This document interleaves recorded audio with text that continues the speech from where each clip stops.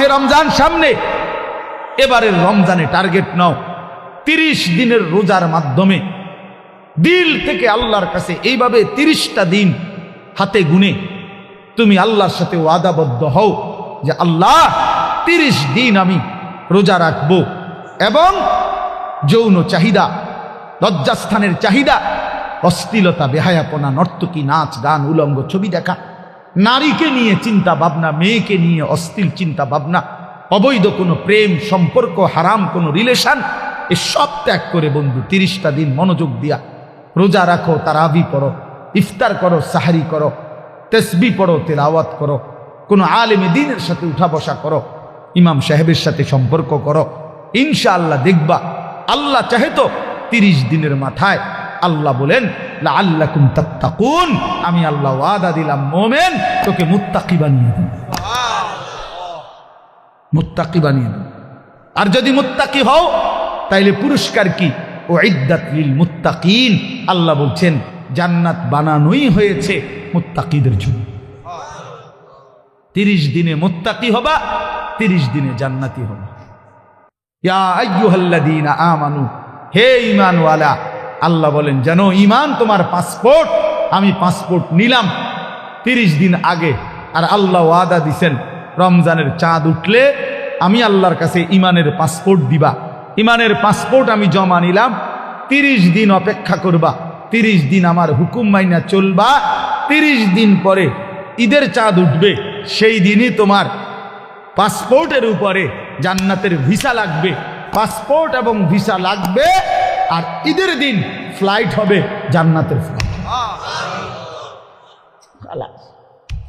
ইনশাআল্লাহ, ইনশাআল্লাহ। হাদিসে আছে ঈদের দিন আল্লাহ তাআলা ফেরেশতাদেরকে জিজ্ঞাসা করে, ফেরেশতারা বলো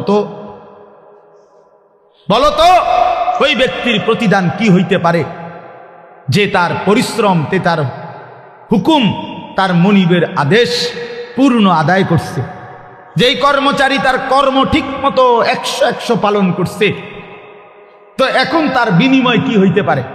ফেরেশতাদেরকে আল্লাহ বলবে ঈদের দিন, ফেরেশতারা বলবে মাওলা তো এটার বিনিময়তে এটাই আইওয়াফা আজরাহু, তার বিনিময় তাকে পূর্ণ দিবেন, পারিশ্রমিক পূর্ণ দিবেন, কারণ সে তার কর্ম পুরা করছে, অতএব পারিশ্রমিকও তো কি দিতে হবে? পুরা দিবেন, এটাই তো যুক্তির কথা। তো আল্লাহ তাআলা তখন বলবেন ফেরেশতারা তোমরা সাক্ষী থাকো, আমার ইজ্জতের কসম, আমার জালালের কসম, আমি আল্লাহর বড়ত্বের কসম, আমার শ্রেষ্ঠত্বের কসম, আমার এই বান্দাগুলো 1 মাস রমজানে আমার হুকুম পূর্ণ আদায় করছে, আমার আদেশের হক আদায় করছে, রমজানের হক আদায় করছে। আজকে আমি আল্লাহ ঈদের দিনে ঘোষণা দিলাম তোমাদের সামনে, কাদ গাফারতু লাকুম, আমি আল্লাহ আমার এই বান্দাদেরকে মাফ করে দিলাম। ফেরেশতারা তখন ডাক দিয়ে বলবে, তখন ফেরেশতারা নামাজি ঈদগাহের ইমানদার মুসলমানদেরকে বলবে যে ইন্নাল্লাহা কাদ গাফারা লাকুম, তোমাদের আল্লাহ তোমাদেরকে মাফ করে দিয়েছে। আমরা ফেরেশতারা নিজে শুনছি। ফারজিউ রাশিদিনা ইলা রিহালিকুম, অতএব তোমরা খুশি খুশি চিত্তে, সন্তুষ্ট চিত্তে, সফলভাবে তোমরা তোমাদের ঘরে ফিরে যাও। এই জন্য বন্ধু, এটাই আমার মূল বক্তব্য। আল্লাহ তাআলা মাহে রমজান আমাদের সামনে, আর মাত্র 30-32 দিন, খুব সম্ভব 32 দিন হবে, এরকম কতদিন? 32 দিন। আর মাত্র আমার শায়েখ আল্লামা মুফতি মুশতাকুন নবী সাহেব হুজুর এখন প্রত্যেক মাহফিলে এভাবে শিখায়, বলায় যে আর মাত্র 32 দিন মাহে রমজানের শুভ দিন। কয়দিন? আর মাত্র, বলেন না, মাহে রমজানের শুভ, আর মাত্র 32 দিন রহমত মাগফিরাতের শুভ দিন, আর মাত্র 32 দিন নাজাতের শুভ দিন, আর মাত্র 32 দিন ইফতার সাহারির শুভ দিন, আর মাত্র 32 দিন 20 রাকাত তারাবির শুভ দিন, আর মাত্র 32 দিন মুত্তাকি হওয়ার শুভ দিন, আর মাত্র 32 দিন জান্নাতি হওয়ার শুভ দিন, আর মাত্র 32 দিন লাইলাতুল কদরের মর্যাদা পাওয়ার শুভ দিন। কাউন্ট ডাউন করো, মানে গুনো, আর মাত্র 31 দিন, আর মাত্র 30 দিন, কাউন্ট ডাউন সংখ্যা গুণো, এটা উচিত উচিত। নবীনগরের মুরব্বী এখন আসছে, আল্লাহ এখন তো এই জন্য বললাম, আমরা অনুরোধ করছি প্রিয় বাপ, বয়স্ক বাবারা, আপনারা এবার আপনাদের যে আপনারা বলবেন যে হুজুর আমগুলো তো কিচ্ছুই করলেন না, কাল ফুল আইনই করলেন। আপনাদের জন্য কথা হলো এটা বাপ, আপনাদের জন্য প্রথম জিম্মাদারি। আমি প্রতিদিন এটা বলি, আপনাদের স্ত্রী সন্তান, আপনাদের ছেলে মেয়ের ইমান আমল আখলাক, বন্ধু আমার, বাপ আমার, এদের এই ইমান আমল আখলাক, এইটার সংশোধন, এটার ফিকির, এটা আপনাদের মূল জিম্মাদারি, এটাই আপনাদের মূল জিম্মাদারি। আপনারা দয়া করে ঘর যদি পুরা শেষ করতে নাও পারেন, কিচ্ছুই তো না, আপনারা যদি সোফা খাট পালং পরিবারের সবটা চাহিদা, মনে করেন 4 রুমে 4টা খাট দরকার, আপনি হয়তো হায়াতে থাকতে 2টা খাট ব্যবস্থা করতে পারছেন, তেমন অসুবিধা হবে না, বাকি দুটোটা হেতে বানাইতে পারবো। আপনি দেখেন বাবা, হেতে আরো সুন্দর বানাইতে পারে, যে মকবুল ভাই দায়িত্ব নিছে, উনি নিজে কইছে এখন, তাইলে এই জন্য সে আরো সুন্দর বানাইতে পারবে। আপনি অপেক্ষা করেন, আপনি সাদ্দা না দিতে পারলো সে দিবে। অতএব শুধু দুনিয়া মিলাইবার জন্য আপনারা বাবারা, বয়স্ক বাবারা, অভিভাবক যারা, ছেলের বাপ, মেয়ের বাপ, স্ত্রীর স্বামী, দয়া করে বাপ, আপনারা গহনা অলংকার, আসবাবপত্র, খাট পালং, সোফা, ফার্নিচারের জন্যই আপনারা আপনাদের এই সময় হায়াত শেষ কইরেন না, বরং সংসারের পবিত্র দায়িত্ব, স্ত্রী সন্তানের মূল দায়িত্ব হলো আপনার উপরে, তাদের ব্যাপারে আল্লাহর কসম, তাদের ইবাদত, তাদের ঈমান, তাদের আমল, তাদের আখলাক আপনার বিবেক দিয়ে ভাবা উচিত। আমার ছেলেটা 16 বছর কোনো দিন ফজরের নামাজ পড়ে না, আমি কেমন বাপ, আমার ছেলেটা কেমন ছেলে। আমার মেয়েটা কোনো দিন পর্দা করে না, আমি কেমন মা, আর আমার ছেলের মেয়েটা কেমন মেয়ে। বলেন, আমার ছেলে সারা রাত সারা দিন মোবাইলের উপরে পড়ে থাকে, বন্ধুদের আড্ডা, আহা কত ছেলে আছে তাদের বাপ কদর সুকি দিও উকি দিও ফোলাগারে দেখেন। এই সুরে এমন সুর, এমন ডাকাত, এই ডাকাতের সবচেয়ে বড় শত্রু তার বাপ। এই ডাকাইতে শুধু সুরের মতো আইসা ভাত খাইয়া যায়, সর্বোচ্চ চেষ্টা করে বাপে যেন না দেখে, বাপে যেন না দেখে, কোন রকমে চুরি করিয়া ঘরে ঢুইকা ভাতটা খাইয়ে আবার বাইর হয়ে যায়, আবার মোবাইল নিয়া বন্ধুদের আড্ডায়, আহা, কারণ সে জানে, সে শত্রু মনে করে তাকে, যে তাকে কিছু নিষেধ করে অশ্লীলতা গুনার থেকে, যে কাছে তাকে কিছু রাগঢাক করব, কিছু ধমক দিব, এই জন্য সে যে তাকে উপকার করতে চায় সে তাকে দুশ্মন মনে করে। আর যে বন্ধু তারে একটার পর একটা অশ্লীলতা, নারী, ছবি, বেহায়াপনার মধ্যে লাগাইয়া রাখে, সে তাকেই কেবল বন্ধু মনে করে, ও ফ্রেন্ড, আর বাবা দুশ্মন। ওই হলো বন্ধু। বন্ধু হলো সে যে আমার নিজের এমবি শেষ হয়ে গেলেও, যে বন্ধু নিজের এমবি দিয়া, নিজের মোবাইল দিয়ে আমার উলঙ্গ ছবি দেখতে হয় দেয়, সেই তো বন্ধু, সেই তো বন্ধু।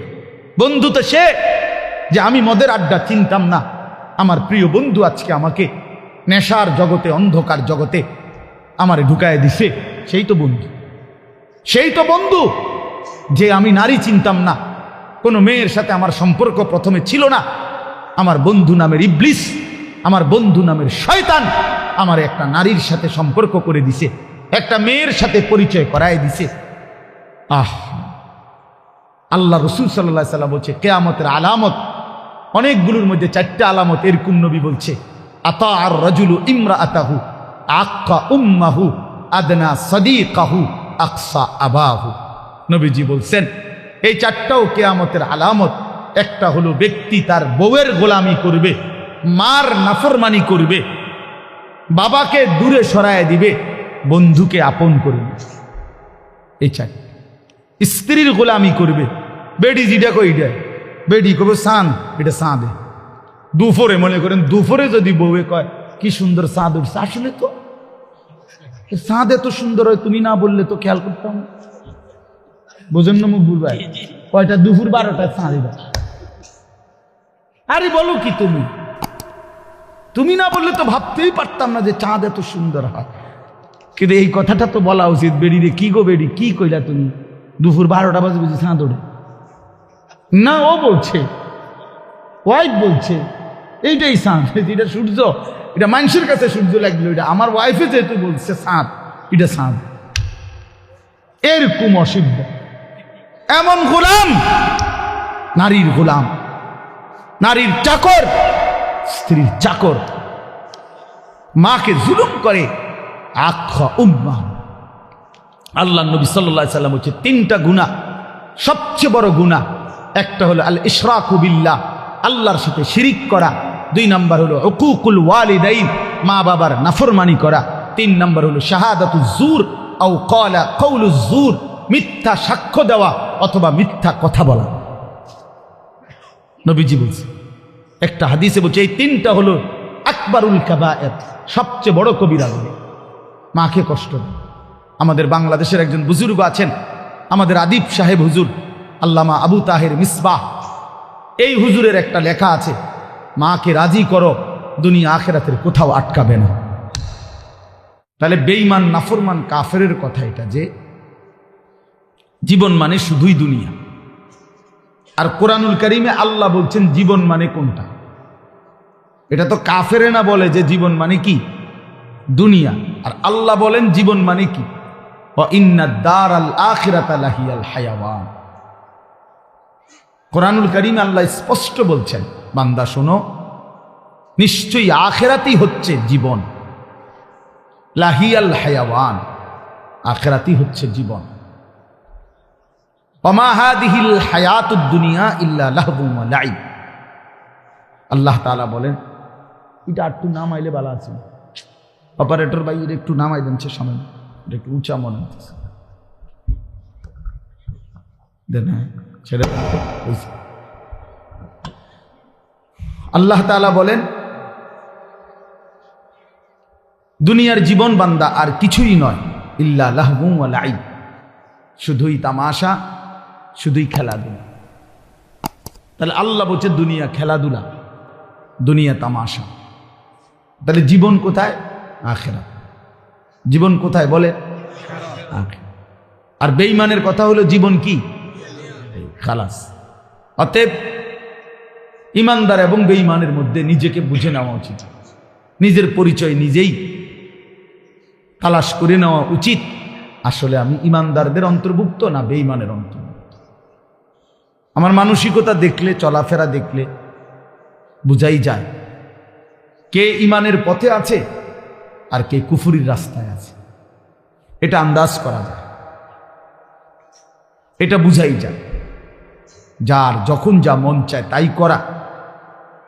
আমার যা মন চায়, চুল, জামা, শার্ট, প্যান্ট, হাঁটা চলা, কথাবার্তা, রুচি, আচার আচরণ, খাবার দাবার, লেনদেন, আয় রোজগারে কোনো হালাল হারামের পার্থক্য নেই। নিজের মারেও দেখে, পরের বোনকেও দেখে, আপন বোনের দিকেও তাকায়, রাস্তার নারীর দিকেও তাকায়। তার মানে হালাল হারাম বলতে কিছু নেই। ন্যায্য বেচ্চা টাকাও নেয়, সুদের টাকাও নেয়, যা মন চায় তাই। অর্থাৎ হালাল হারাম, জায়েজ না জায়েজের, আল্লাহ রসুলের বিধিবিধানের কোনো পরোয়া যে করে না, মনের ইচ্ছা মতো যে চলে, এর উদাহরণ আল্লাহ কোরআনে দিছে। ফাআতবাআহু শাইতান, 2টা আয়াতে, ওই দেখেন, দেন, মানে কিছু বেয়াদব থাকবেই। এই যে একজন, মানে কিছু ছেলে থাকবেই বেয়াদব, শেষ পর্যন্ত গাদ্দার। যে হুজুর আপনি নিষেধ করলে কিছু আমি শুনবো না, আমি কোনো সময় কারো কথা শুনি না, আজকে হঠাৎ আপনার কথা শুই না, আমি এই বেয়াদবি করবো কেন? এখন কেমন লাগলো তুমি যে লজ্জা পাইলা? বলো বাবা, আমি কি সুন্দর করে বলছিলাম কিনা বলেন? প্রথম আমি অনেকেই নামায় ফেলছে, নামাইছে না? তা তুমি শুনলা না কেন? এখন তো সবাই দেখলো তোমার। এই জন্য এইটা একটা মানসিকতা, যে আমার মনে যা চাই তাই। এবার এখানে কারো বিধিনিষেধ মানবো, আমি এমন মানুষ না। তো আল্লাহ তাআলা বলেন, সূরা আরাফের মধ্যে আছে, ফাআতবাআহু শাইতান, শয়তান যার পিছে লাগছে। ওয়ালাকিন্নাহু আখলাদা ইলাল আরদ, পরের আয়াতে আছে যে এই দুনিয়াটাকেই স্থায়ী মনে করে নিছে। ওয়াত্তাবাআ হাওয়াহু, আহারে আল্লাহ, ওয়াত্তাবাআ হাওয়াহু, এবং যে মনের ইচ্ছা মতো মনের চাহিদা অনুসরণ করে, তার মনে যা চায় তাই। তিনটা জিনিস, শয়তান যার পিছে লাগছে, দুনিয়াটাকেই যে স্থায়ী মনে করে নিছে, মনের ইচ্ছা মতো যে চলছে। প্রিয় বাপ, সবাইকে বলি, আমাকেও বলি, আপনাদেরকেও বলি, আল্লাহর কসম কোরআনে বলছি, এখানে সব আলেম হাফেজ আছে, আর হাফেজ তো আমি বসাই, হাফেজ গড়ার কারিগর। তো আল্লাহ তাআলা বলেন এই আখলাক যাদের, ফামাসালুহু কামাসালিল কালব, কোরআন শরীফের আয়াত। আল্লাহ বলেন এই লোকের উদাহরণ হলো কুত্তার মতো, কুত্তার মতো, কুত্তার মতো, কুত্তার মতো, কুত্তার মতো। এটা কুত্তার মতো। কালব অর্থ কি? ফামাসালুহু কামাসালিল কালব। আল্লাহ তাআলা বলছেন নিজের পরিচয় মিলায় নাও দোস্ত, নিজের জিন্দেগি মিলায় নাও। সারাদিনে এক ওয়াক্ত নামাজ পড়তে মন চায় নাই, আর নিজের মনে যা চাইছে তাই করলা, খালাস। নিজের পরিচয় হিসাব করে নিলে ভালো। আল্লাহ তাআলা পরিচয় দিছে, ফামাসালুহু কামাসালিল কালব, তার উদাহরণ কুত্তার মতো। ইন তাহমিল আলাইহি ইয়ালহাস আও তাতরুকহু ইয়ালহাস।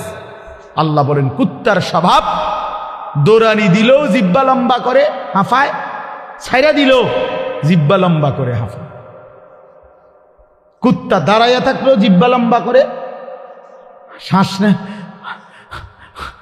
এরকম করে, আর দৌড়ানি দিলেও জিব্বা লম্বা করে শ্বাস। অর্থ হইল পাইলেও জিব্বা লম্বা করে, না পাইলেও জিব্বা লম্বা, জিব্বা লম্বা। এই জন্য দোস্ত, আল্লাহ তাআলা স্পষ্ট পরিচয়। এরপরে যদি কারো লজ্জা না হয় তো তারে আর কি করবে? এরপরে যদি কারো বিবেক না থাকে, যে আরে যা বেটা, আমার কুত্তা কক, শুয়োর কক, আমার বেডি আমি সামু, আমি মোবাইলে সামু চাই, আবার কিটাক মানুষ কক না, গরু নাহলে ছাগল, আমি নারী দেখবই, আমি ছবি দেখবই, আমি অশ্লীল দৃশ্য দেখবই, আমি সেজদা দেব না। আরো যদি আমার যদি কুত্তার তুনু নিচে নামায় দেও, আমি নিলাম না, আমার গায়ে লাগাইলাম না, আমি আমার মতো চলবই। ঠিক আছে ভাইয়া, ঠিক আছে। লাস্তা আলাইহিম বিমুসাইতির। আল্লাহ বলছে নবী, আপনি কারো উপরে বল প্রয়োগকারী না, যে তারে যাইত্যা দইরা নলে তোর কল্লা হালাই দেবো তুই যদি নামাজ না ফরস, এমন এমন জিম্মাদার আপনি না। কথা বুঝেন নাই? সর্বোচ্চ বলা, সর্বোচ্চ পৌঁছিয়ে দেওয়া। ইন উরিদু ইল্লাল ইসলাহা মাস্তাতাতু। আল্লাহ বলছে নবীরা বলতেন, হে আমার জাতি, তোমাদের সংশোধন চাই, আমার সাধ্যে যেটুকু আছে এটুকু দিই। মাস্তাতাতু অর্থ হলো আমার সাধ্য মতো, আমি যেদূর পারছি এদূর, আমি যেদূর বলার সুযোগ পাইছি এদূর, যেদূর চেষ্টা করছি বুঝাইতে এদূর, এরপরে আর কিছু করার নাই। তুমি যদি নিজেই নিজেকে বরবাদ করে দাও, ঠিক আছে, ঠিক আছে ভাইয়া, চলো, অসুবিধা কি? কারো দিনই থামে না, কারো রাতই আটকায় না, কেউ কারো জন্য দুনিয়ায় থামে না। আমার মৃত্যু তোমার লেগে আটকাইবে না, তোমার মৃত্যু আমার জন্য আটকাবে না, কারো জন্য আটকাবে না। প্রত্যেকেই একদিন আপন গন্তব্যে, আপন কবরে ফিরেই যাবে। আর কেউ না মরলেও আমি মরে যাব, আমি না মরলেও তুমি মরে যাবে, মানে কেউ কারোর জন্য আটকাবে না। এই জন্য দোস্ত, এটা কোরআন থেকে বললাম। আল্লাহ তাআলা বলেন, আরাআইতা মান ইত্তাখাযা ইলাহাহু হাওয়াহু আফা আনতা তাকুনু আলাইহি ওয়াকিলা আম তাহসাবু আন্না আকসারাহুম ইয়াসমাউনা আও ইয়াকিলুন ইনহুম ইল্লা কাল আনআমি বাল হুম আযাল্লু সাবিলা। অর্থ হলো, সংক্ষেপে বলতেছি, একই কথা। আল্লাহ বলছে মনের ইচ্ছাকে যে নিজের খোদা বানিয়ে ফেলছে, আল্লাহ বলে তার পরিচয় আর কিছুই নয়, শুধুই জানোয়ার। ইনহুম ইল্লা কাল আনআম, সে আর কিছুই নয়, শুধুই জানোয়ার। আনআম মানে কি? চতুষ্পদ জন্তু, এটা না? বাল হুম আযাল্লু সাবিলা, আল্লাহ বলেন বরং সে জানোয়ারের চাইতেও বেশি পথ হারা, গোমরা। কেন? এক কুকুরও বুঝে এই লাঠিটা যে উঠাইছে ওটা দিয়ে আমারে মারবে, তাই জন্য কুকুর ভাগ্যা যায়। তাহলে কুকুরেরও এদূর আকল আছে যে আমারে এই লাঠির থেকে বাঁচা উচিত, কিন্তু এই জানোয়ারে, এই চতুষ্পদ জন্তু বুঝে না যে এই গুনাহ আমারে জাহান্নামের আগুনে জ্বালায় ফেলবে, এটাও যে বুঝে না, এতটুকু আকলও যার কাজ করে না, এই জন্য আল্লাহ বলছে বরং সে জানোয়ারের চাইতেও বেশি পথ হারা। বাল হুম আযাল্লু সাবিলা, জানোয়ারে যেদূর রাস্তা চিনে, আল্লাহ বলছে এদূরও চেনে,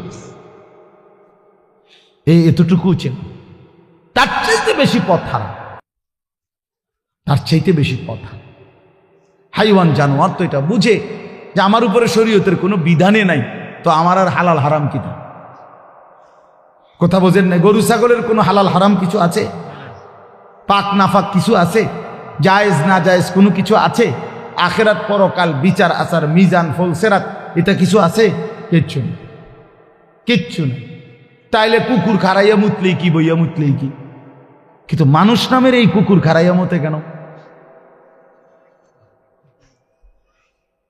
মানুষ নামের এই কুকুর খারাইয়া মতে কেন? অর্থ অসুবিধা নাই, প্রকৃত কুকুর তো খারাইয়া মুতলে, ঠ্যাঙালগি দিলে তার জন্য তো এটা গুনাহ না, কারণ তার তো গুনার কোনো সিস্টেমে নেই। কিন্তু মানুষ নামের এই কুকুর যে খারাইয়া মতে, তার তো গুনাহ। তাহলে বোঝা গেল সে তো ওই চতুষ্পদ জন্তুর থেকেও বেশি পথ হারা।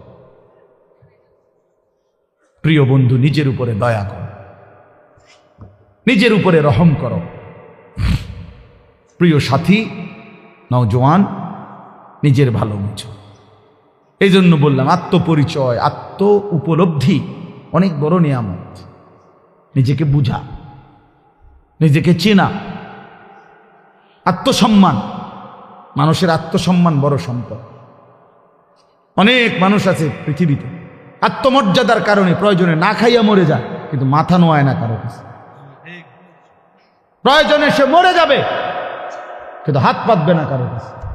সাহারায় ওরা ধুকে মরে, তবু পড়ে না শেকল পদ্ধতির।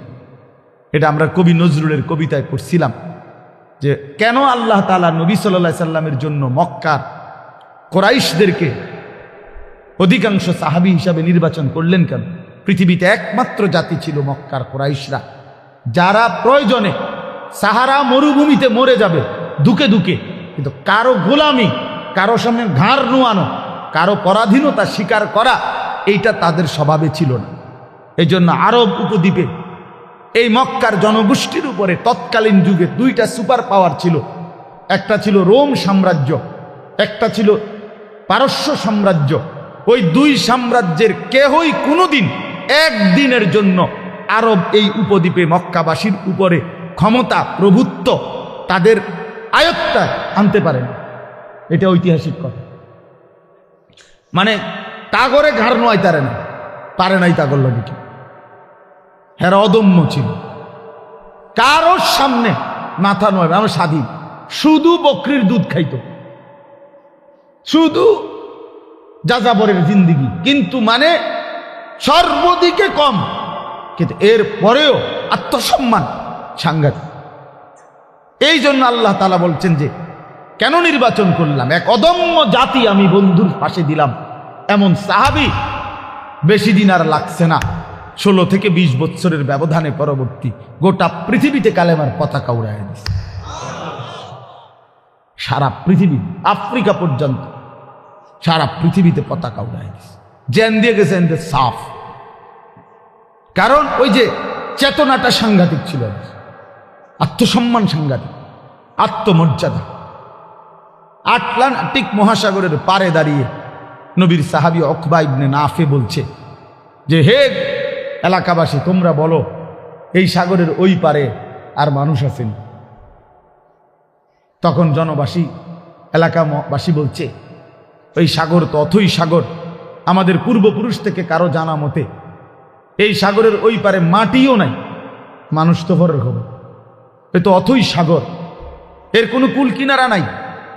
হযরত উকবা ইবনে নাফে 22 বছর বয়স্ক সাহাবী, পুরো আফ্রিকা বিজয় করে এই আটলান্টিক মহাসাগরের পারে দাঁড়িয়ে নিজের ঘোড়ার 2 পাও ভিজাইছে, ঘোড়ার পাও পানি, সাগরের পানিতে ভিজাইয়া এরপরে আল্লাহকে বলছে, আল্লাহ তোমার বান্দারা সাক্ষী দিছে সাগরের ওই পারে নাকি কোনো মানুষ নাই, এই জন্য আমি থেমে গেলাম। যদি খোদার কসম মাওলা একজন লোক বলতো ওই পারে একজন মানুষ আছে, আমি আল্লাহর কসম রব এই ঘোড়া নামায় দিতাম, ওই লোকটার কাছেও কালেমার দাওয়াত পৌঁছায়। একজনের জন্য আমি সাগর পাড়ি দিতে রাজি আছি, কিন্তু কেউ তো বলে না আর কোনো লোক নাই, এজন্য থেমে গেলাম। এই ছিল জিন্দিগি বন্ধু। এজন্য বললাম, প্রিয় ভাই আমার, সবাই সবাই যার যাদ, তোমারে নিয়া আমারে নিয়া ইয়াহুদিয়ে নাচায়, বান্দরের খেলা খেলায়। আহা, 1 বছরের মধ্যে তোমার চুল কতবার বদলাইলো, 1 বছরের ভিতরে তোমার প্যান্ট কতবার বদলাইলো, 1 বছরের ভিতরে তোমার জামা গেঞ্জি কতবার বদলাইলো, 1 বছরের ভিতরে তোমার কথা বলার চলাফেরার ডিজাইন কতবার বদলাইলো। তাইলে তোমারই নিয়া বেঈমানে বান্দর খেলা খেলা, বেঈমানে ডুগডুগি বাজায়, আর তুমি নাচো।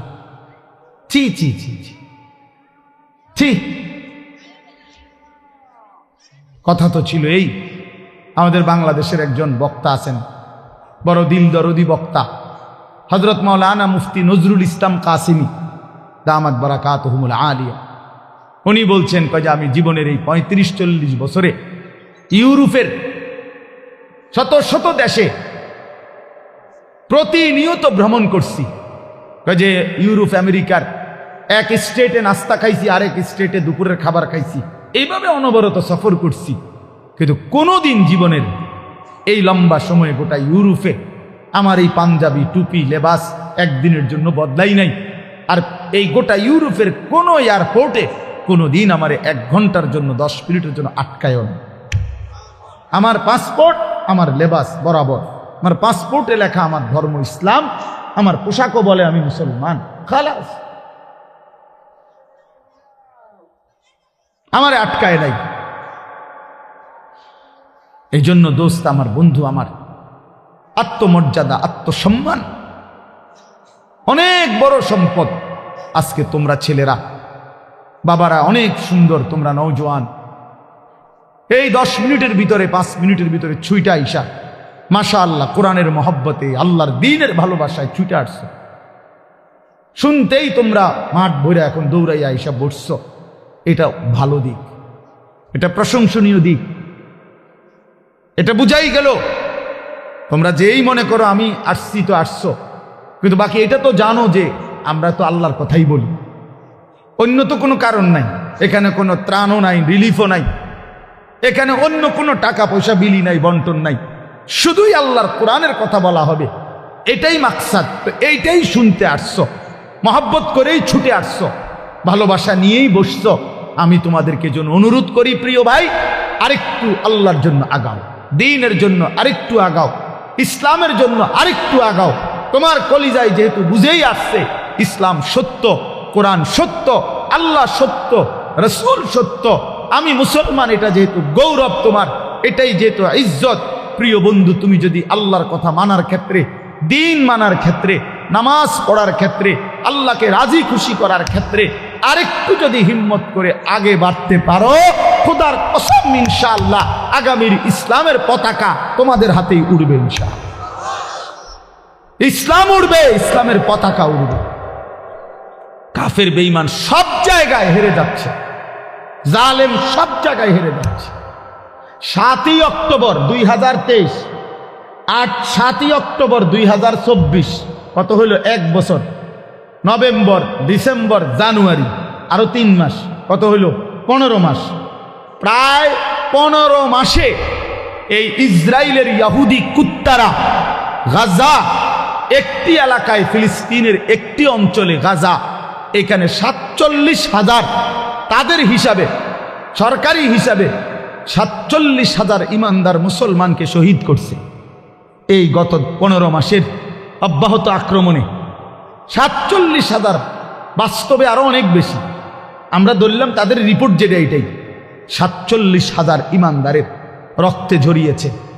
তাদের জাতিসংঘের রিপোর্ট হলো যে গাজার সমস্ত বাড়ি ভবন যেভাবে ধ্বংস করছে, বিধ্বস্ত করছে, ধারাবাহিক যদি কাজ করে, এগুলো আবার গড়তে চেষ্টা করে, তাহলে আগামী 30 বছরেও 20 বছরেও এগুলো কইরা শেষ করতে পারবে না। এইভাবে মাটির সাথে মিশায়া দিছে সমস্ত ভারী বসত ভিটা। লাখ লাখ মুসলমানের সন্তান রাস্তার পথের ফকির হয়ে গেছে। এতিম বাচ্চার মা নাই, বাবা নাই, স্ত্রীর স্বামী নাই, স্বামীর সন্তান নাই, পুরুষের। এইভাবে বিধ্বস্ত করছে 15 মাসের মধ্যে। বন্ধু, পৃথিবীর সমস্ত সুপার পাওয়ার, গোটা ইউরোপ এই ইসরায়েলের কুত্তাদেরকে অস্ত্র দিছে এবং সমর্থন দিছে। আমেরিকার কুত্তারা বারবার সবচেয়ে বেশি ডোনেশন করছে এই ইসরায়েলকে। এই ট্রাম্প, এই নতুন বেঈমান, এই বেঈমানও বলছে গাজাকে সমান করে দিবে ইসরায়েলের পক্ষ হইয়া। কিন্তু আল্লাহ পাক যেহেতু আছেন, 15 মাস পরেও এত রক্ত ঝরিয়ে, এত অত্যাধুনিক পৃথিবীর সমস্ত মারণাস্ত্র ব্যবহার করে এভাবে বাড়ি ধসে দিয়ে ইমানদারকে ঘর থেকে বঞ্চিত করার পরেও বেঈমানরা আল্লাহর দয়ায় হেরে গেছে। নাকে খত দিয়া ইসরায়েলের কুত্তারা যুদ্ধ থামাইতে বাধ্য হয়েছে। এই মুহূর্তে বন্ধ যুদ্ধ, আলহামদুলিল্লাহ। এজন্য কুত্তা জিতে নাই, ইমানদার জিতে গেছে। মোমেন হারে না, ইমানদার হারে না। রক্ত ঝরলেও ইমানদার হারে না। ছেলেরা মনে রাখো বাবা, সারা পৃথিবী, তোমাদের কাছে আমি অনুরোধ করলাম, সারা পৃথিবী দেখো, সিরিয়ার জালেম 54 বছর একটানা এই সিরিয়ায় বাপ পুতে জুলুম করছে। 54 বছরের স্বৈর শাসক, ফ্যাসিস্ট, 54 বছর একটানা তারা দুইজনে বাপ পুতে জুলুম করছে। 5 লক্ষ, সরকারি হিসাবে 5 লাখ ইমানদার মুসলমানকে শহীদ করছে ইয়াতে, সিরিয়াতে। কমপক্ষে 30 লক্ষের চাইতে বেশি মুসলমান উদ্বাস্তু, যারা ঘর হারা হয়ে গেছে। হাজার হাজার নারী ধর্ষিতা, লাঞ্ছিতা হয়ে জেলখানার অন্ধকার, কারাগারের অন্ধকার প্রকোষ্ঠে জীবনের 18 বছর। একটা বাচ্চা তো সে জন্মের পর থেকে মায়ের কোলে বড় হইয়া কারাগারেই বড় হইছে। এরকম শত শত মেয়ে যাদের বয়স হয়ে গেছে 18, 16, জেলখানাতে। এই সিরিয়ার এই কুত্তা বাশার আল আসাদ, এই জালেমের আমলে। কিন্তু এরপরেও এত রক্ত, 5 লক্ষের চাইতে বেশি মুসলমানের রক্ত ঝরিয়েও জালেম টিকে নাই। 8ই ডিসেম্বর 2024 পলাইতে বাধ্য হয়েছে, পলাইয়া গেছে। সিরিয়া এখন ইমানদারদের হাতে, মুসলিম মুজাহিদদের হাতে। হ্যাঁ, বাংলাদেশের 16 বছরের জালেম 16 বছর প্রতি ইঞ্চি জমিন, প্রতিটা সেক্টর, প্রতিটা বিভাগকে এমন নিখুঁত ছক দিয়ে আঁকছে, নিজের মতো করে নিছে যে একটা সুতা বাংলাদেশে পড়বে না এই জালেমের কারণে। সেই বুবুও 5ই আগস্ট পলাইছে, বুবু পলাইছে। আমার জিও কয় বুবু পলাইছে, ছোট্ট গায়ে ছোট্ট। আমি আব্বু কেমনে পলাইছে? গাড়ি উঠি লইয়া পলাইছে, গাড়ি উঠি লইয়া পলাইছে। গাড়ি গুট্টি কই তারা না, গাড়ি উঠি লইয়া পলাইছে। হ্যাঁ, মজলুমের বিজয় হয়েছে, জালেমের পতন হয়েছে। তাইলে বন্ধু, পৃথিবীতে মুসলমানদের নির্যাতনের, মজলুমের কাহিনী ফিলিস্তিনের চাইতে মারাত্মক কোথাও নাই। সেখানেও ইনশাআল্লাহ আবার হবে, ইসরায়েল আবার আক্রমণ করবে। কিন্তু এরপরও মনে হয় এই আক্রমণ করতে করতে আজকে 15 মাসে তাদের ভিতরটা জুরজুরা হয়ে গেছে, কিচ্ছু নাই, কিচ্ছু নাই। শেষ পর্যন্ত আল্লাহ তাআলা কোরআনে যেহেতু ওয়াদা দিছে, ইয়াহুদিরা হচ্ছে অভিশপ্ত জাতি, ইয়াহুদিরা কোনো সময় পৃথিবীতে স্থির হইতে পারে নাই। ইয়াহুদি একমাত্র অভিশপ্ত জাতি, যে জাতি কখনো কোথাও সেটেল হইতে পারে নাই। এরা যাযাবর, এরা জীবনভর এগোরে তাড়াইছে। সব সময় এই ইসরায়েল থেকেও এই বেঈমানরা, এই ইয়াহুদি কুত্তারা পরাজিত হয়ে একদিন এখান থেকে সরে যেতে বাধ্য হবে ইনশাআল্লাহ। এজন্য মনে রাখো বন্ধু, সবসময় জিন্দিগি একরকম যায় না। আজীবন মুসলমান নির্যাতিত হবে, আজীবন ইমানদার জুলুমের শিকার হবে, আজীবন কোরআনওয়ালা সেজদাওয়ালা অপমানিত হবে, আর সুদখোর ঘুষখোর বাটপার সিটার জালেম নাফরমান আর এই তাফালিং করেন না তোমরা আজীবন মাতবরি করবা।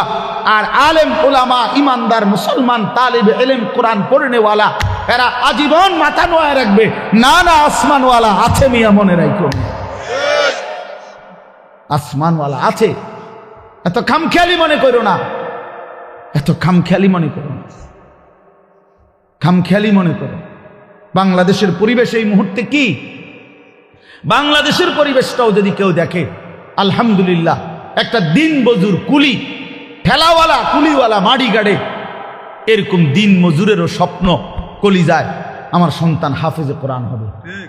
সমাজের সবচেয়ে উচ্চ পদস্থ ব্যক্তি, যে কোটি কোটি টাকার মালিক, হাজার কোটি টাকার মালিক, সেও স্বপ্ন দেখে আমার ছেলেটা হাফেজে কোরআন হবে। বারবার, একবার না দুইবার না, সারা পৃথিবীর বুকে বাংলাদেশ যদি আজকের পৃথিবীতে পরীক্ষা জরিপ নেয় যে একটি মাত্র বিষয়ে বাংলাদেশের বারবার ফার্স্ট হইছে সারা বিশ্বে, এটা একটাই মাত্র বিষয় যেখানে প্রত্যেকবারে বাংলাদেশ বিশ্ব চ্যাম্পিয়ন, বিশ্বে প্রথম 70 দেশে, 90 দেশে, 110 দেশে, সেটা কোরআনুল কারীমের হাফেজ, হেফজে কোরআনের মাধ্যমে। আমার দেশের হাফেজে কোরআন যাদের মাতৃভাষা আরবি, আহলে লিসান আরব, আরব সেই আরবের অসংখ্য দেশকে পিছে ফেলে বারবার অনারবি, আরবি যার মাতৃভাষা না, এমন সন্তান বাংলাদেশের বারবার কোরআনুল কারীমের হিফজ প্রতিযোগিতায় ফার্স্ট হচ্ছে।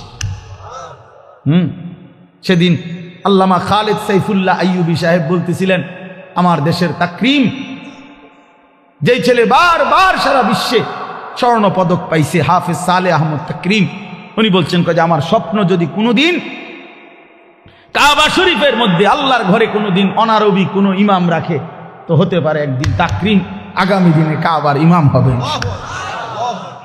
আর এটা আল্লাহর জন্য অসম্ভব, আল্লাহর জন্য অসম্ভব, এটা সম্ভব। ওমা যালিকা আলাল্লাহি বিআজিজ, আল্লাহর জন্য অসম্ভব না বন্ধু, ইনশাআল্লাহ।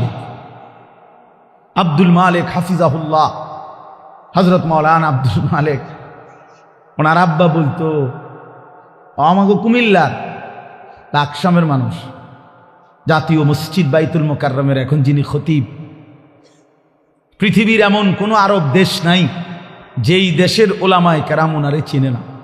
বাংলাদেশে তিনি যদি পরিচিত হয় 10%, আরব বিশ্বে তিনি পরিচিত 90%।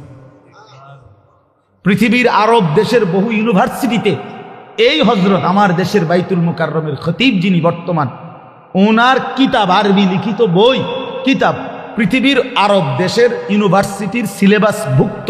আল্লাহর কসম, আল মাদখাল উসুলে হাদিসের এক কিতাব সারা পৃথিবী পড়ে, এত সুন্দর, এত জামে, মানে উসুলে হাদিসের কিতাব আর পৃথিবীতে নাই। মানে হাদিসের বিষয়ের যত নিয়ম কানুন, হাদিস শাস্ত্রের, এটার উপরে ওনার লিখিত কিতাব, অনেক কিতাব, অনেক কিতাব। আমি বলতেছিলাম, ওনার আব্বা হযরত মাওলানা শামসুল হক রাহমাতুল্লাহি আলাইহি, ওনার বাবা আজীবন যেই মাদ্রাসায় মুহতামিম ছিলেন, আমি ওই মাদ্রাসায় মাহফিল করছি, বয়ান করছি, তো ওইখানে গিয়ে শুনছি, ওই বাবা একটা ঘরও দেখছি, ওনার পুরান একটা টিনের ঘর। তো ওনার আব্বা বলতেন সব সময়, হ্যাঁ আব্দুল মালিক, তোরে লইয়া আমার বেশি চিন্তা, তারে দিয়া কি হইব, তারে দিয়া কিটা হইব, মানে তে কেমনে চলবো ভবিষ্যতে। ওনার আব্বাই বলে, বেশি কি করছে, চিন্তা করছে। আব্দুল মালেক এখন জাতীয় মসজিদের খতিব। এই জন্য দোস্ত বন্ধু, ইনশাআল্লাহ ইসলামের বিজয় হবে, আগামীর সময় কালেমার বিজয় হবে, কালেমার বিজয় হবে। এই জন্য দোস্ত বন্ধু, নওজোয়ান কিশোর, নষ্ট হইও না, চরিত্রহীন হইও না। এত সহজে, এত অল্প বয়সে 16 বছরে চরিত্র এভাবে নষ্ট করে দিলা। মাত্র 18 বছর বয়সে এত নারী দেখে ফেললা, মাত্র 18 বছরে এত উলঙ্গ ছবি দেখে ফেললা। বাকি জীবন কি করবা বাবা? হ্যাঁ, মাত্র 18 বছর বয়সে এত জিনাবে বিচার দেখে লাইলা। ছি ছি ছি, বাকি সময় কি করবা বাপ? বাকি সময় কেমনে চলবা আব্বা বলো? এত অল্প বয়সে এত নোংরা হয়ে গেলা, এত কম বয়সে এত চরিত্রহীন হয়ে গেলা। সারাদিন নারী ছবি কি দেখো মোবাইলে তোমরা? আমরা বুঝি না বাবা। কতবার চুলের ডিজাইন বদলাইলা বাপ? কারে দেখাইতা? কয়জন বেডি তোমার বাইতাইছে? তুমি যে এতবার ডিজাইন বদলাইলা, কেডা আইছে তোমার সেহুনি? হ্যাঁ, সিনেমার কোন নর্তকী তোমারে ফোন দিছে তাই শুনি? তুমি যে বেডিরে দেখা আখলাক নষ্ট করতেছ, চরিত্র নষ্ট করতেছ, শরীরের যৌবনটা শেষ করতেছ, নিজের হাতকে লজ্জাস্থানের গুনাহ করে নষ্ট করে দিতেছ। প্রিয় বন্ধু, এর চাইতে বেশি তো আর বলতে পারি না। কিন্তু বিনিময়ে কোন নর্তকী তোমার বাড়িতে আসছে? হ্যাঁ, সিনেমার কোন নর্তকী, হিন্দি সিনেমার কোন নর্তকীরে তুমি চিনছ বলো ভাইয়া? কেন আখলাক নষ্ট করে দিলা? কেন চরিত্র নষ্ট করে দিলা? কয়জনে নামাজ পড়ছো আজকে মাগরিবের নামাজ বলো ভাইয়া? আমরা তো আলহামদুলিল্লাহ আল্লাহর দয়ায়, আমার একদিনের ব্যস্ততা দেখলেও তো আপনি মাথা ঘুরাইব, কিন্তু এই ব্যস্ততার ভিতরে দিয়েও তো মাগরিবের নামাজ হতো। আমার এখানে এসে মাহফিল ধরতে হবে। আমি আনোয়ার ভাইয়ের সাথে কথা বলছি আসরের সময় যে ভাই আমার একটু দেরি হইব, মেহমান আসছে, মাদ্রাসায় জরুরি কাজ ছিল আমার। কিন্তু আলহামদুলিল্লাহ ব্যস্ততা ঠিক আছে, কিন্তু জামাত, মাগরিবের নামাজ তো জামাতে পড়ছি। ওই দৌলতপুরের একটা গ্যাস ফিল্ড আছে, ওইটার মসজিদ। কেমনে নামাজ ছেড়ে দিলা ভাইয়া? চেহারা সুরত দেখলেই তো বোঝা যায় কতদিন হয় নামাজ পড়ো। ওফ, আল্লাহকে ডাকো না। তে আল্লাহকে এমনি ভুলে গেলা, রাসূলকে এভাবে ভুলে গেলা, ধর্মকে এভাবে অপমান করলা, মাকে এত বড় বেইজ্জতি করলা। 2 বছর যে মা দুধ পান করাইছে, তোমারে তিল তিল করে বড় করছে, এই উদ্দেশ্যে যে তুমি 16 বছর বয়সে শুধু নারী দেখবা, ছবি দেখবা, মোবাইলে উলঙ্গ দৃশ্য দেখবা, তুমি মালিকের একটা সেজদা দিবা না, 1 ওয়াক্ত নামাজ পড়বা না। তোমার মা বুঝি তোমার এই জন্য দুধ খাওয়াইছিল না? তোমার বাবার তিল তিল করা টাকা, বেচারা কেউ 16 বছর বিদেশ, কেউ 18 বছর বিদেশ, রক্তটা পানি করে পয়সা রোজগার করে, কি পরিমাণ ঘাম শরীরটা দিয়া ঝরে আরব দেশে মরুভূমিতে। আহা, 12 ঘন্টা 14 ঘন্টা 16 ঘন্টা ডিউটি করে প্রবাসী, কি পরিমাণ ঘাম ঝরে এক এক প্রবাসীর। প্রতিটা টাকার মধ্যে, প্রতিটা দিনার দিরহামের মধ্যে, প্রতিটা রিয়ালের মধ্যে ঘামে ভিজা, ঘামে ভিজা। এত ঘাম, এত কষ্ট করে যে মানুষটা স্ত্রীর আদর পায় না, ছেলে মেয়েদের আদর পায় না, 18 বছর 16 বছর 14 বছর, যার একটা ছোট বাচ্চা আছে, মনে করো মেয়ে আছে, ছেলে আছে ছোট, সে দেশে, বাবা বিদেশে, কি পরিমাণ বাচ্চাটা বাপকে দেখতে মন চায়। আমি তো ওই আমার সাথীদেরকে জিজ্ঞাসা করেন, আমার গাড়িতে রাতের যদি 3টা বাজেও আমি যাই, 2:30 3টায়, আমার ছোট মেয়ে 3 বছর বয়স, কোনো সময় কোনো দিনও ঘুমায় না। আমি যতক্ষণ না যাই ওই ঘুমায় না। একটা দৌড় দিয়া দরজা সেই খোলে, কলিং বেল টিপ দিলেই সে বোঝে আব্বু আসছে। তার মার সাথে সে আইসা গেটের সামনে দরজা খোলে, তো ও যখন হাসে আমার কাছে মনে হয় গোটা পৃথিবী হাসে। তো এমন আদর, যেই বেচারা বছরের পর বছর কোরবানি করে দিছে, সন্তানদের জন্য একটু মুখে হাসি ফুটাবে, স্ত্রীর জন্য। তো সেই বাবার সন্তান হয়ে তুমি এইভাবে জীবন শেষ করে দিলা, এটা ইনসাফ হলো ভাইয়া? বলো বাবা, বলো। প্রিয় বন্ধু আমার, বাপ আমার, সন্তান আমার, ছেলে আমার, কিশোর নওজোয়ান, আমি এক ফেরিওয়ালার মতো চিৎকার করে বললাম যে নিজেকে নষ্ট করে দিও না ভাই। আখলাক বড় সম্পদ, চরিত্র বড় সম্পদ। নারীর আসক্তি, জিনা ব্যভিচারের দৃশ্য, উলঙ্গ দৃশ্য, নারীর লোভ, বিশ্বাস করো তোমার দুনিয়াও শেষ করে দিবে, আখিরাতও শেষ করে দিবে। আল্লাহর নবী বলছে ফাত্তাকুদ দুনিয়া ওয়াত্তাকুন নিসা। আল্লাহর নবী বলছে উম্মত, দুনিয়ার ধোঁকা থেকে বেঁচে থাকো, নারীর ধোঁকা থেকে বেঁচে থাকো। বেপর্দা নারী, হারাম নারী, যে নারীকে দেখার তোমার অনুমতি নাই, ওর হাসি মূলত হাসি না, আগুন। ওর রূপ যৌবন মূলত যৌবন না, ওইটা জাহান্নামের কয়লা, আগুনের কয়লা। ওই তোমারে বরবাদ করে দিবে। আল্লাহ নবী সাল্লাল্লাহু আলাইহি সাল্লাম বলছে যুবক, যদি কষ্টই হয়, যদি কষ্ট হয় যৌবন ধরে রাখতে, তাহলে ফাআলাইহি বিসসাওম, রোজাই রাখো, রোজা রাখো, রোজা রাখো। ফাইন্নাহু লাহু বিজাউন, কেননা রোজার মধ্যে যৌন শক্তি প্রতিরোধের প্রতিষেধক আছে, অ্যান্টিবায়োটিক। রোজা রাখো। আল্লাহ নবী সাল্লাল্লাহু আলাইহি সাল্লাম ইয়া মা'শারাশ শাবাব, ডাইরেক্ট ডাক দিছি, ইয়া মা'শারাশ শাবাব, হে যুব সমাজ। কি মজাদার শব্দ, নবীজি নিজে বলছে, যুবককে আলাদা বলছে, হে যুব সমাজ। মান ইসতাতাআ মিনকুমুল বাআতা ফালিয়াতাযাওয়াজ, যার বিবাহের সামর্থ্য হয়েছে, এক নম্বর আর্থিক সামর্থ্য, দুই নম্বর শারীরিক সামর্থ্য, তো তুমি বিবাহ করো। ফাইন্নাহু আগাদ্দু লিল বাসার, বিবাহ তোমার চোখ নিচের দিকে হেফাজত করবে। ওয়া আহসানু লিল ফারজ, লজ্জাস্থানকে পবিত্র রাখবে গুনাহ থেকে। ওমান লাম ইয়াস্তাতি, আর যদি কেউ এই মুহূর্তেই পারতেছো না, পরিবেশ, পারিপার্শ্বিকতা সব মিলাইয়া বিবাহের সময় এখনো হয় নাই, কিন্তু নিজের যৌন চাহিদা আছে, নিজের ভিতরের কামনা বাসনা আছে, এটা তো বন্ধ করে দেওয়া যাবে না। এমন কোনো ট্যাবলেট দিয়ে বেলে যে তার যেন আর কোনো শারীরিক কোনো যৌন চাহিদাই যেন না থাকে, এমন ইঞ্জেকশন দিয়ে দেন না, তাহলে তো মুশকিল, তাহলে এটা বিপদ। এটা তো আল্লাহ প্রদত্ত, আল্লাহ প্রদত্ত।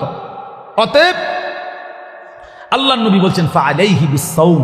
থাক থাক, ওদিকে তাকাইও না ভাই, এত মানুষ সবাইরে গুছান সম্ভব না, কিছু পাগল ছাগল ফালতু এগুলো থাকবে, এটা এত তান টোহাইয়া লাভ হতো। যেদ্দুর শুনছে এদ্দুর, আমি এত সংখ্যার চিন্তাও করি না। মানুষ হয়েছে 10 কোটি, হ্যাঁ, আল্লাহ কইল আমি নিলাম না, কথা বুঝছেন না? মানুষ হয়েছে একেবারে 50 লাখ, আর সব আমার আলগি দিয়ে মনে করেন 4 রাস্তার মাথা নিয়ে হতায় দিয়ে আইছে। আল্লাহ বলছে আমি আনিস, তোমারে নিলাম না, খালি তো লাভ হইল কি? এই জন্য এটা কোনো বিষয় না। তো আল্লাহ নবী বলেন ফাআলাইহি বিসসাওম, তাহলে তুমি রোজা রাখো। ফাইন্নাহু লাহু বিজাউন, এবং এটার মধ্যেই তোমার জন্য প্রতিষেধক রয়েছে। সবর করো, রোজা তোমাকে সবর করতে শিখাবে, রোজা তোমার চরিত্রকে পবিত্র রাখতে শুরু করে শেখাবে।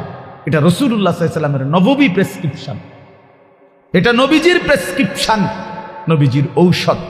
তো আমার বলার উদ্দেশ্য এই আয়াত আমি এই জন্য পড়ছি যে আলহামদুলিল্লাহ, নিজেকে চরিত্র গঠন, তোমরা যারা কিশোর, নওজোয়ান, যুবক, তোমরা যারা এখনো অবিবাহিত, তোমাদের কাছে বন্ধু অনুরোধ, চরিত্রের হেফাজতের নিয়তে, অভ্যস্ত বানাবার নিয়তে, নিজের আখলাকের পবিত্রতার নিয়তে মাহে রমজান সামনে, মাহে রমজান সামনে, এবারের রমজানে টার্গেট নাও 30 দিনের রোজার মাধ্যমে দিল থেকে আল্লাহর কাছে এইভাবে 30টা দিন হাতে গুনে তুমি আল্লাহর সাথে ওয়াদাবদ্ধ হও যে আল্লাহ 30 দিন আমি রোজা রাখবো, এবং যৌন চাহিদা, লজ্জাস্থানের চাহিদা, অশ্লীলতা, বেহায়াপনা, নর্তকী, নাচ গান, উলঙ্গ ছবি দেখা, নারীকে নিয়ে চিন্তা ভাবনা, মেয়েকে নিয়ে অশ্লীল চিন্তা ভাবনা, অবৈধ কোনো প্রেম সম্পর্ক, হারাম কোনো রিলেশন, এ সব ত্যাগ করে বন্ধু 30টা দিন মনোযোগ দিয়া রোজা রাখো, তারাবি পড়ো, ইফতার করো, সাহারি করো, তসবিহ পড়ো, তেলাওয়াত করো, কোনো আলেমে দ্বীনের সাথে উঠা বসা করো, ইমাম সাহেবের সাথে সম্পর্ক করো। ইনশাআল্লাহ দেখবা আল্লাহ চাহে তো 30 দিনের মাথায় আল্লাহ বলেন লাআল্লাকুম তাত্তাকুন, আমি আল্লাহ ওয়াদা দিলাম মোমেন তোকে মুত্তাকি বানিয়ে দেব, মুত্তাকি বানিয়ে দেব। আর যদি মুত্তাকি হও তাইলে পুরস্কার কি? উইদ্দাত লিল মুত্তাকিন, আল্লাহ বলছেন জান্নাত বানানোই হয়েছে মুত্তাকিদের জন্য। 30 দিনে মুত্তাকি হবা, 30 দিনে জান্নাতি হবা। ইয়া আইয়ুহাল্লাযীনা আমানু, হে ঈমানওয়ালা, আল্লাহ বলেন জানো ঈমান তোমার পাসপোর্ট, আমি পাসপোর্ট নিলাম 30 দিন আগে। আর আল্লাহ ওয়াদা দিছেন রমজানের চাঁদ উঠলে আমি আল্লাহর কাছে ঈমানের পাসপোর্ট দিবা। ঈমানের পাসপোর্ট আমি জমা নিলাম, 30 দিন অপেক্ষা করবা, 30 দিন আমার হুকুম মাইনা চলবা। 30 দিন পরে ঈদের চাঁদ উঠবে, সেই দিনই তোমার পাসপোর্টের উপরে জান্নাতের ভিসা লাগবে। পাসপোর্ট এবং ভিসা লাগবে, আর ঈদের দিন ফ্লাইট হবে জান্নাতের ফ্লাইট, ইনশাআল্লাহ। ইনশাআল্লাহ হাদিসে আছে ঈদের দিন আল্লাহ তাআলা ফেরেশতাদেরকে জিজ্ঞাসা করে, ফেরেশতারা বলো তো ওই ব্যক্তির প্রতিদান কি হইতে পারে যে তার পরিশ্রম, তার হুকুম, তার মনিবের আদেশ পূর্ণ আদায় করছে।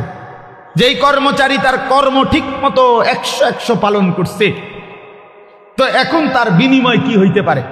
ফেরেশতাদেরকে আল্লাহ বলবে ঈদের দিন, ফেরেশতারা বলবে মাওলা তো এটার বিনিময়তে এটাই আইন ওয়াফা আজরাহু, তার বিনিময় তাকে পূর্ণ দিবেন, পারিশ্রমিক পূর্ণ দিবেন, কারণ সে তার কর্ম পুরা করছে, অতএব পারিশ্রমিকও তো কি দিতে হবে? পুরা দিবেন, এটাই তো যুক্তির কথা। তো আল্লাহ তাআলা তখন বলবেন ফেরেশতারা তোমরা সাক্ষী থাকো, আমার ইজ্জতের কসম, আমার জালালের কসম, আমি আল্লাহর বড়ত্বের কসম, আমার শ্রেষ্ঠত্বের কসম, আমার এই বান্দাগুলো 1 মাস রমজানে আমার হুকুম পূর্ণ আদায় করছে, আমার আদেশের হক আদায় করছে, রমজানের হক আদায় করছে।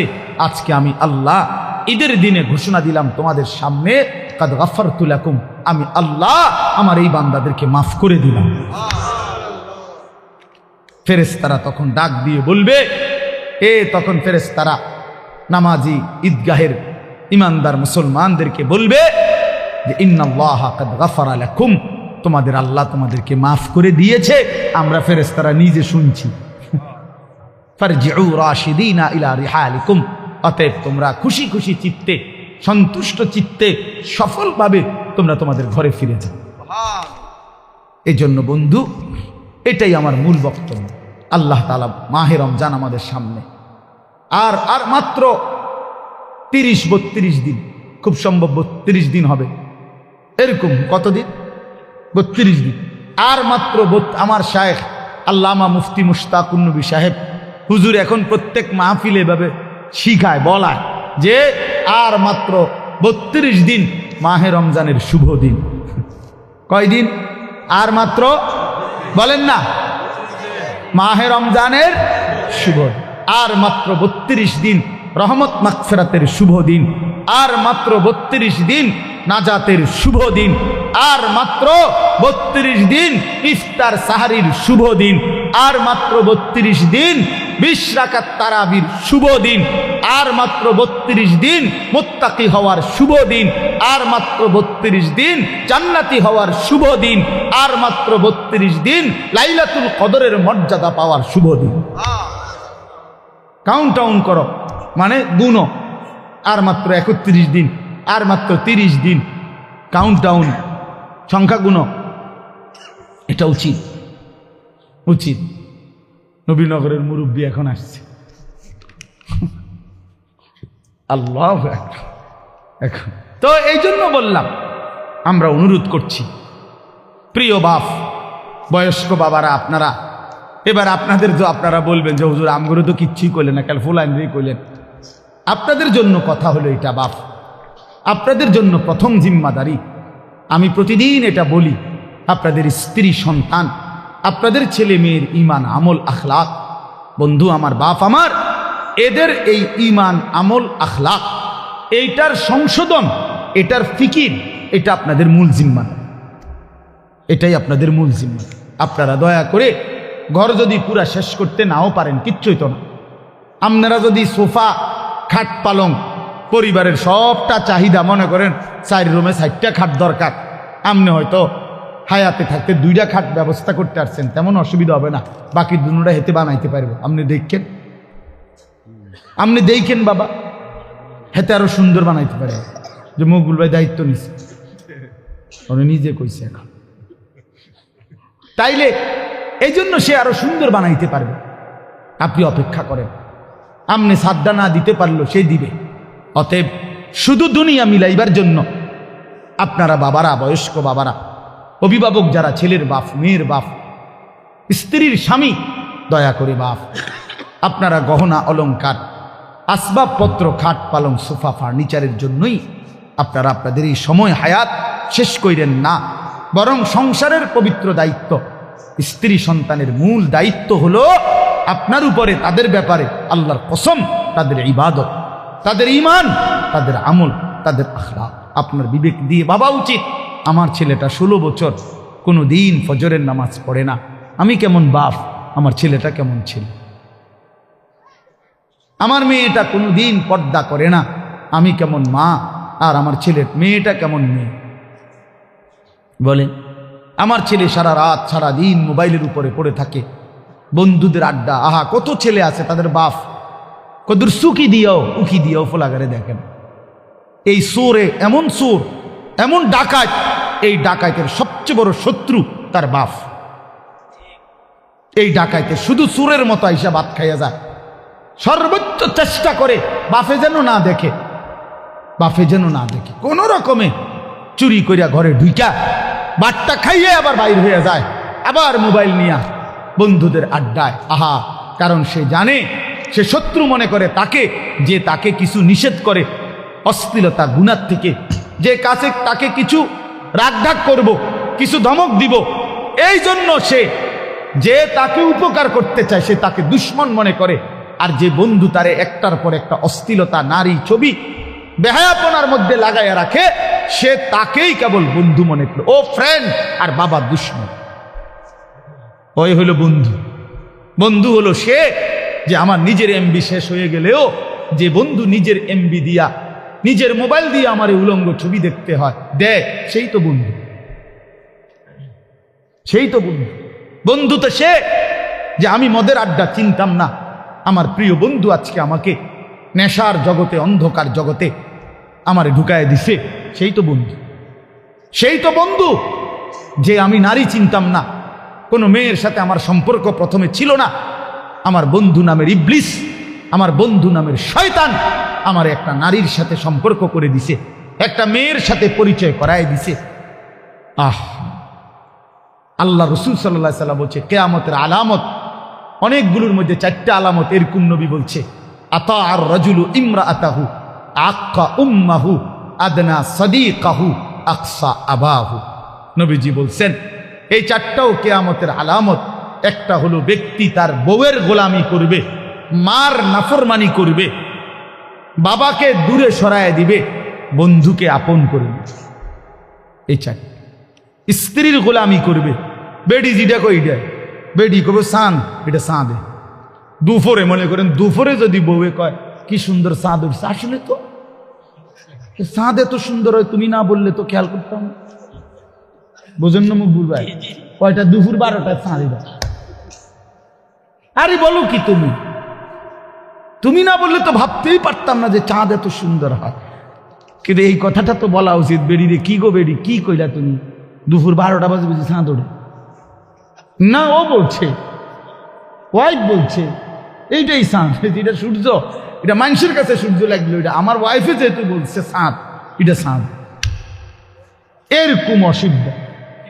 এমন গোলাম, নারীর গোলাম, নারীর চাকর, স্ত্রীর চাকর, মাকে জুলুম করে। আখ্যা উম্মাহ।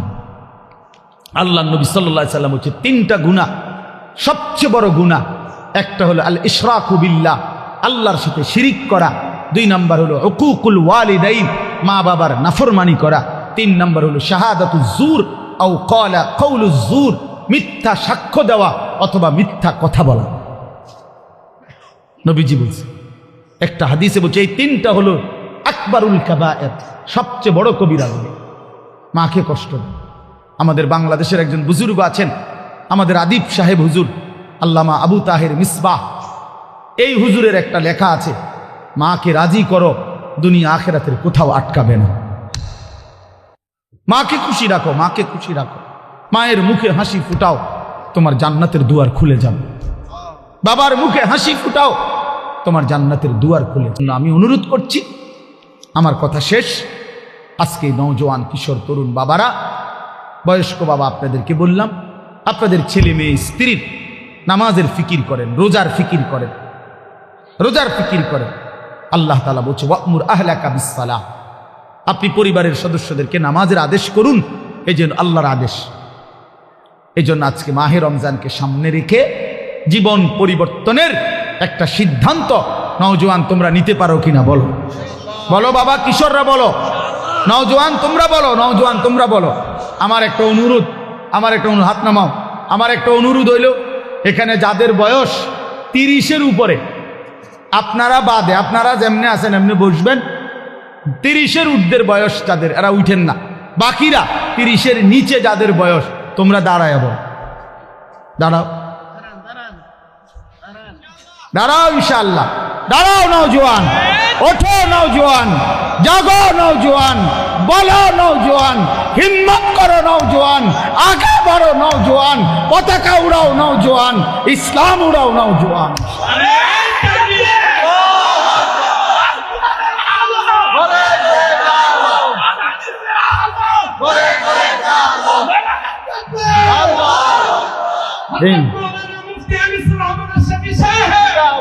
মাশাআল্লাহ, ঠিক আছে, ইনশাআল্লাহ নামাজ পড়ো বাপ, আল্লাহকে রাজি করো, দ্বীনকে মানো, ইনশাআল্লাহ তোমার হাতে ইসলামের পতাকা উড়বে, ইনশাআল্লাহ কালেমার পতাকা উড়বে।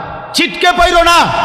আমি বললাম পতাকা কেউ না কেউ তুলবেই, ইসলাম বিজয় হবেই হবে, কিন্তু তুমি কামে লাগলা কিনা এটা দেখার বিষয়।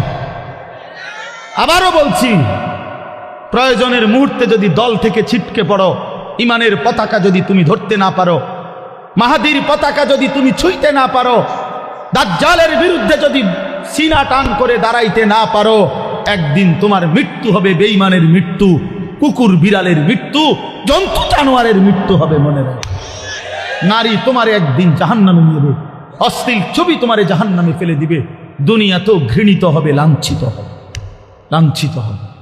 এই জন্য দয়া করে চরিত্রহীন হইও না, আখলাক নষ্ট করো না। মাহে রমজান আমাদের কিশোর তরুণ নওজোয়ান এদের পরিবর্তনের জন্য হাতিয়ার হোক, আমি এই দোয়া করি, এই কবুল করি।